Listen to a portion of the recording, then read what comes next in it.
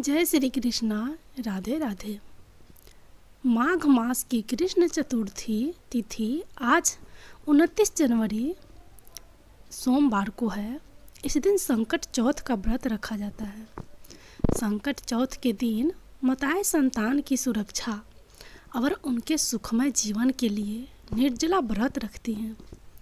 इस दिन शुभ मुहूर्त में विघ्नहर्ता श्री गणेश जी की पूजा करने का विधान है। धार्मिक मान्यता है कि संकट चौथ की व्रत के दौरान यह कथा बिना सुने या पढ़े पूजा अधूरा रह जाती है। महिलाएं पूरे दिन उपवास रहकर रात के समय में चंद्रमा को अर्घ्य देकर पारण करती हैं। संकट चौथ को तिलकुट चतुर्थी, माघ संकष्टी चतुर्थी के नाम से भी जाना जाता है। पौराणिक कथा के अनुसार एक बार देवतागण संकट में घिरे हुए थे। सभी देवता कैलाश पर्वत पर भगवान शिव की शरण में पहुँचे। वहाँ पर भगवान गणेश और कार्तिकेय जी उपस्थित रहे। भगवान भोलेनाथ ने अपने पुत्रों कार्तिकेय और गणेश से पूछा कि तुम दोनों में से कौन देवताओं के संकट को दूर करेगा। दोनों ने ही कहा कि वे देवताओं को संकट से उबार सकते हैं। भगवान महादेव ने कहा कि तुम दोनों में से जो पहले धरती की परिक्रमा करके आएगा उसे ही देवताओं के संकट को दूर करने का अवसर मिलेगा। यह सुनते ही कार्तिकेय मोर पर सवार होकर पृथ्वी की परिक्रमा करने चल दिए। गणेश जी का वाहन मूषक था और उससे पृथ्वी की परिक्रमा जल्दी कर पाना संभव नहीं था। गणेश जी ने अपने माता पिता की परिक्रमा करनी शुरू कर दी। 7 बार परिक्रमा करने के बाद वे अपने माता पिता को प्रणाम करके एक तरफ खड़े हो गए। कुछ देर में कार्तिकेय वहाँ आ गए और स्वयं को विजेता बताने लगे। तब शिवजी ने गणेश जी से पूछा कि उन्होंने पृथ्वी की परिक्रमा करने की जगह माता पिता की परिक्रमा क्यों की। गणेश जी ने कहा कि माता पिता के चरणों में ही समस्त लोक होता है। यह सुनकर भगवान शिव प्रसन्न हुए और गणेश जी को विजयी घोषित किया और गणेश जी को देवताओं के संकट दूर करने का आदेश दिया। गणेश जी को आशीर्वाद दिया कि जो व्यक्ति चौथ के दिन व्रत रहकर तुम्हारी पूजा करेगा और चंद्रमा को अर्घ्य देगा उसकी सभी संकट दूर होंगे और पाप मिटेंगे। इसके साथ ही उसे पुत्र, धन, सुख, समृद्धि आदि की प्राप्ति होगी। गणेश भगवान की जय। अब आप लोग सुनिए अगली कथा। पौराणिक कथा के अनुसार एक नगर में एक बुढ़िया थी। वह गणेश जी की परम भक्त थी। हमेशा चतुर्थी का व्रत रखती और गणेश जी की पूजा करती थी। एक दिन गणेश जी प्रकट हुए और उससे बोले कि आज तुम जो चाहो मांग लो, मन की मुराद पूरी होगी। इस पर बुढ़िया ने गणेश जी से कहा कि उसे तो मांगना नहीं आता, वह कैसे कुछ मांगे। तब गणेश जी ने कहा कि तुम अपने बेटे और बहू से सलाह लेकर मांग ले।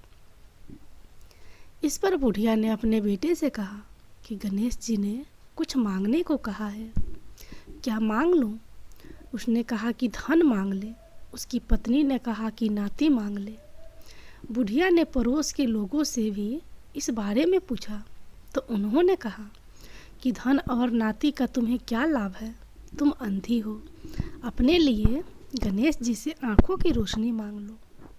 बुढ़िया ने गणेश जी से कहा कि आप प्रसन्न हैं तो 9 करोड़ की माया दो, निरोगी काया दो, अखंड सुहाग दो, आंखों की रोशनी दो, नाती और पोता दो, सुख और समृद्धि दो और जीवन के अंत में मोक्ष दो।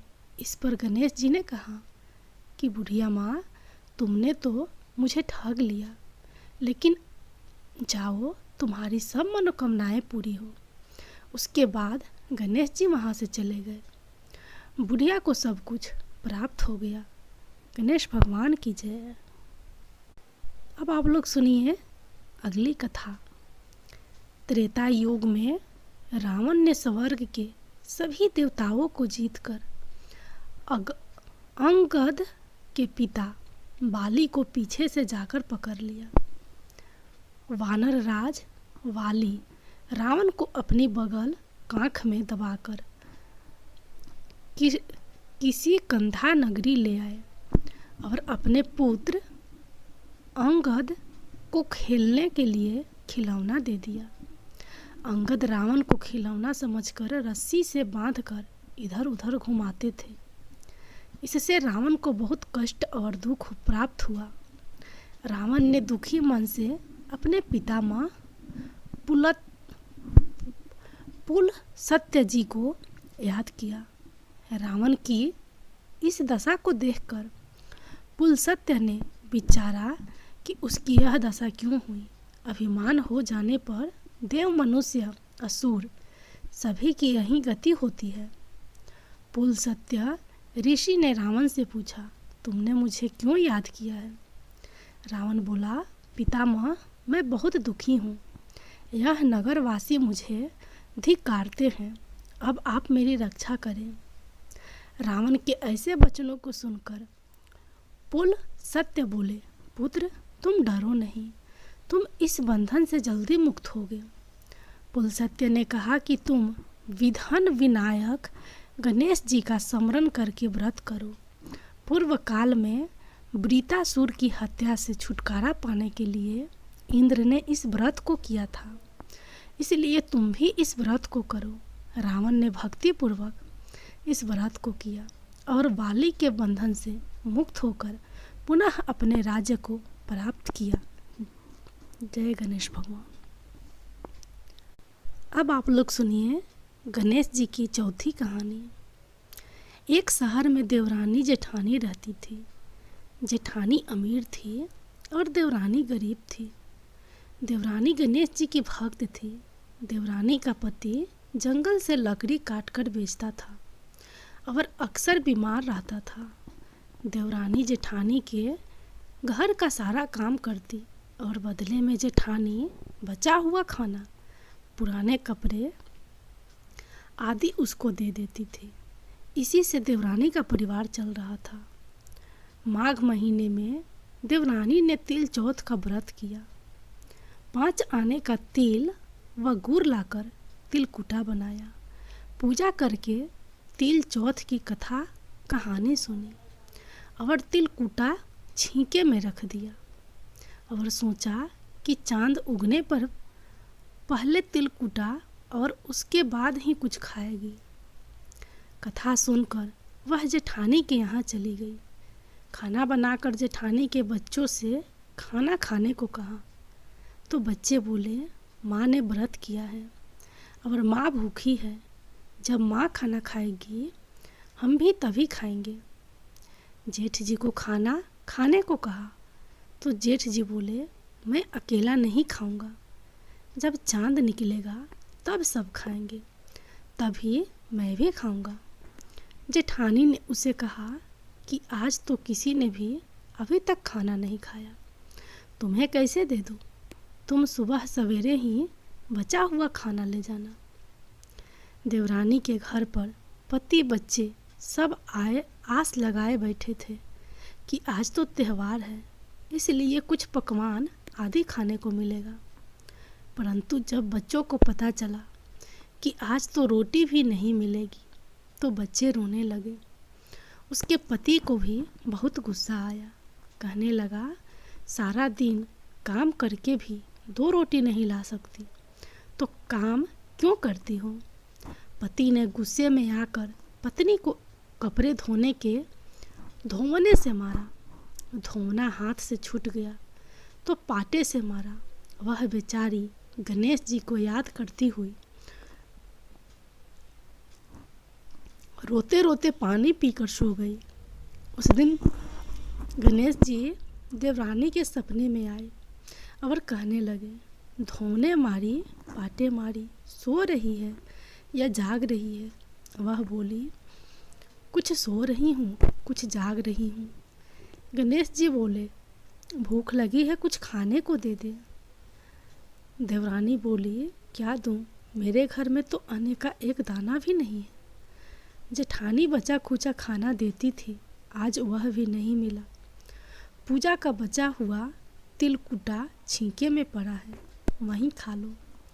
तिलकुटा खाने के बाद गणेश जी बोले, धोने मारी पाटे मारी, निमटाई लगी है। कहाँ निमटे?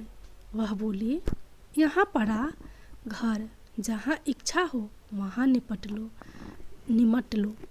फिर गणेश जी बच्चे की तरह बोले, अब कहाँ पहुँचूँ? नींद में मगन। अब देवरानी को बहुत गुस्सा आया कि कब से तंग किए जा रहे हैं, सो बोलिए, मेरे सर पर पूछो। और कहाँ पूछोगे? सुबह जब देवरानी उठी तो यह देखकर हैरान रह गई कि पूरा घर हीरे मोती से जगमगा रहा है। सिर पर जहाँ विनायक जी पूछनी कर गए थे, वहाँ हीरे के टीके व बिंदी जगमगा रहे थे। उस दिन देवरानी जेठानी के यहाँ काम करने नहीं गई। बड़ी देर तक राह देखने के बाद जेठानी ने बच्चों को देवरानी को बुलाने को भेजा। जेठानी ने सोचा, कल खाना नहीं दिया, इसलिए शायद देवरानी बुरा मान गई। बच्चे बुलाने गए और बोले, चाची चलो, माँ ने बुलाया है, सारा काम पड़ा है। देवरानी ने जवाब दिया, अब उसकी ज़रूरत नहीं है, घर में सब भरपूर है गणेश जी के आशीष से। बच्चों ने घर जाकर माँ को बताया कि चाची का तो पूरा घर हीरे मोतियों से जगमगा रहा है। जेठानी दौड़ती हुई देवरानी के पास आई और पूछा कि यह सब कैसे हुआ। देवरानी ने उसके साथ जो हुआ वो सब कह डाला। घर लौटकर जेठानी अपने पति से कहा कि आप मुझे धोने और पाटे से मारो। उसका पति बोला कि भली मानस, मैंने कभी तुम पर हाथ भी नहीं उठाया, मैं तुम्हें धोने और पाटे से कैसे मार सकता हूँ। वह नहीं मानी और जिद करने लगी। मजबूरन पति को उसे मारना पड़ा। उसने ढेर सारा घी डालकर चूरमा बनाया और छींके में रखकर और सो गई। रात को चौथ विनायक जी सपने में आए, कहने लगे, भूख लगी है, क्या खाऊं? जेठानी ने कहा, हे गणेश जी महाराज, मेरी देवरानी के यहाँ तो आपने सूखा तिलकुटा खाया था। मैंने तो झड़ते घी का चूरमा बनाकर आपके लिए छींके में रखा है। फल और मेवे भी रखे हैं, जो चाहे खा लीजिए। बाल स्वरूप गणेश जी बोले, अब निपटे कहाँ? जेठानी बोली, उसके यहाँ तो टूटी फूटी झोपड़ी थी, मेरे यहाँ तो कंचन के महल है, जहाँ चाहो निपटो। फिर गणेश जी ने पूछा, अब पूछूं कहाँ? जेठानी बोली, मेरे ललाट पर बड़ी सी बिंदी लगाकर पूछ लो। धन की भूखी जेठानी सुबह बहुत जल्दी उठ गई। सोचा घर हीरे जवाहरात से भर चुका होगा, पर देखा तो पूरे घर में गंदगी फैली हुई थी, तेज बदबू आ रही थी। उसके सिर पर बहुत सी गंदगी लगी हुई थी। उसने कहा, हे गणेश जी महाराज, यह आपने क्या किया? मुझसे रूठे और देवरानी पर टूटे। जेठानी ने घर की सफाई करने की बहुत ही कोशिश की, परंतु गंदगी और ज़्यादा फैलती गई। जेठानी के पति को मालूम चला तो वह भी बहुत गुस्सा हुआ और बोला, तेरे पास इतना सब कुछ था, फिर भी तेरा मन नहीं भरा। परेशान होकर चौथ के गणेश जी से मदद की विनती करने लगी। गणेश जी ने कहा, देवरानी से जलन के कारण तूने जो किया था यह उसी का फल है। अब तू अपने धन में से आधा उसे दे देगी, तभी यह सब साफ होगा।